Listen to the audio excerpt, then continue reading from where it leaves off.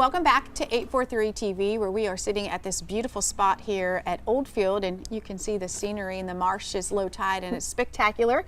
We're learning all about the different programs that they've got for members, and Jill and Jason, thank you for telling us so much. Now, Sure.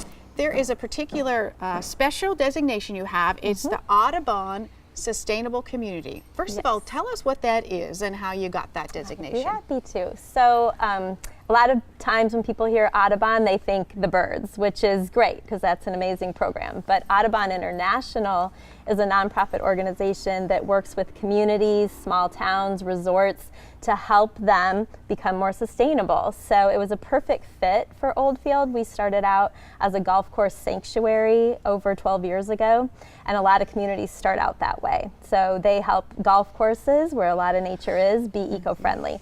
And then a natural progression was for us to be a part of their Neighborhood for Nature program. And way back over 10 years ago, we were one of their first green neighborhoods. And since then, they've evolved their programs, and the grandiose, of all awards is to be a sustainable community. So we had already become a green neighborhood and wanted to do something more and embrace the way that Oldfield feels about the environment and how important it is to us. So the community came together, and in about a year and a half time, which usually takes communities more like 3 to 8 years, we became the 8th community in the country to be a sustainable community. And what it means is we've just embraced the lifestyle of recycling and energy efficient appliances and just the choices that we make not only as staff but also the residents. So it's a way of life, and we're really proud of the designation. So yeah, we were, that's been exactly a year actually, so we're a sustainable community now. I can only imagine it was quite a process. I'm sure you had to jump through an enormous amount of hoops to achieve this designation. Yeah. Can you tell us a little bit about that journey? Definitely. I think because the community is so involved, it helps to have a naturalist for sure, because I designated a lot of my time to getting that certification, but it takes community support. You have to survey the community and find out what their interests are and what our needs were. And so we discovered, there are areas that we could do better in, and the Audubon is there to support you in that. So a lot of paperwork, a lot of community involvement, but the amazing thing that came out of it was to have this living document where we have goals for this year going into 10 years from now of what we're going to do, just with all the things in mind that have to do with being an environmentally friendly community. Did you want to add something to that, Jason? No, it really is a feather in Oldfield's cap. We're, like Jill said, the 8th in the country to get that designation. So it's really something special.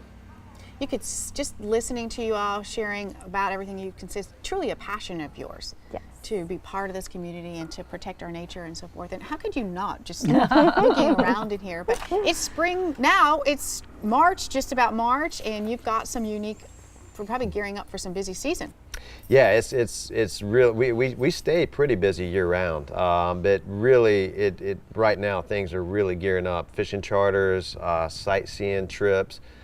Jill and I do a monthly eco river cruise together, where we go out on the Okeechobee River, and we focus on different unique aspects to the Okeechobee and to the Port Royal Sound system in general. The fact that we have the second highest tide swing on the east coast, south of Maine, and why that is. What geographic features here cause that to be, the salt marsh and how it changes throughout the year. And then we see something different every time we go out there, and it's really a unique experience.